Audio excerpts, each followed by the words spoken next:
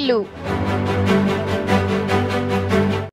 ఉత్తరాంధ్ర ఎలవేల్పు శ్రీ శ్రీ పైడితల్లి అమ్మవారి జాతర పురస్కరించుకొని ఈ రోజు ఉదయం 9:30 గంటలకు పందిర్రాట ఎమ్మెల్యే అతిథి గజపతి రాజు చేతుల మీదుగా వేయడం జరిగింది.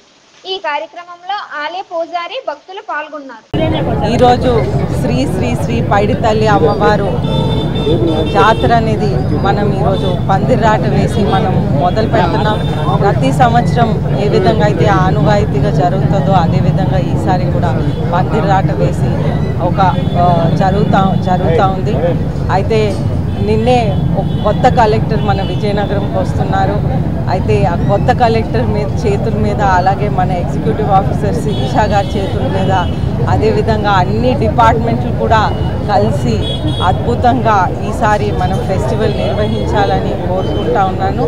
అయితే ముఖ్యంగా మనకి అమ్మవారి గుడి ఎక్స్పాన్షన్కి పర్మిషన్స్ వచ్చినాయి. 1.8 crores మనం టెంపుల్ని మన గుడిని ఎక్స్పాండ్ చేయటం జరుగుతుంది. అయితే ఇది మనకి ఈ ఫెస్టివల్ అయిన వెంటనే అంటే ఇది ఒక 1 month అయిపోయాక ఆఖరికి లాస్ట్ డే చండీ హోమం ఉంటుంది. 22వ తారీఖున చండీ హోమం ఉంటుంది. దాని తర్వాత ఆల్రెడీ టెండర్స్ పిలిచారు. దాని తర్వాత మనం వర్క్ మొదలుపెట్టి రాబోయే నెక్స్ట్ ఫెస్టివల్ ముందే మనం ఫంక్షనల్గా వర్క్ కంప్లీట్ చేయాలని నేను అధికారులందరికీ కూడా కోరాను. హోప్ ఇవన్నీ శ్రీ శ్రీ పైడితల్లి అమ్మవారి ఆశీర్వాదంతో పూర్తవ్వాలి.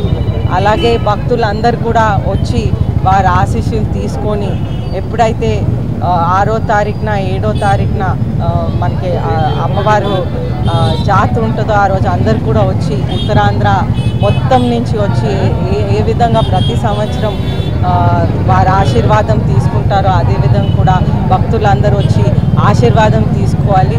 లాస్ట్ ఇయర్ లాగే మనం ఫ్రీ దర్శనం అనేది చైర్మన్ గారు పూసపాటి అశోక్ గజపతి రాజు గారు మన హిందూ ధర్మంని ప్రోత్సహించాలి. అందరు ప్రజలు లేని భక్తులు కూడా వారు అమ్మవారి ఆశీస్సులు పొందటానికి వారికి అవకాశం కల్పించాలని ఫ్రీ దర్శనాలు అనేది పోయిన సంవత్సరం నుంచి ఏర్పాటు చేశారు.